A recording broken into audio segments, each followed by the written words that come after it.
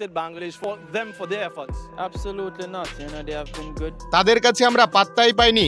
বাংলাদেশ খুবই শক্তিশালী দল। ম্যাচ হেরে বাংলাদেশকে নিয়ে যা বলল ওয়েস্ট ইন্ডিজ অধিনায়ক রবম্যান পাওয়েল।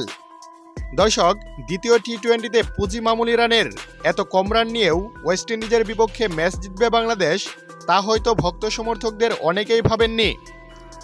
তবে কারো কারো মনে আশার আলো জ্বলছিল প্রথম টি-20 দেখার পর থেকে। শেষ পর্যন্ত প্রথম টি-20-র মতো আরও একটি দুর্দান্ত জয় পেয়েছে বাংলাদেশ। বোলিং নৈপুণ্যে ক্যারিবীয়দের 102 রানে অল আউট করে দিয়েছে বাংলাদেশ। যেন রীতিমতো দ্বিতীয় টি-20তে পাত্তাই পেল না ওয়েস্ট ইন্ডিজ। 27 রানের জয়ে এক ম্যাচ হাতে রেখে সিরিজ 2-0-তে নিশ্চিত করেছে লাল সবুজ জার্সিধারীরা।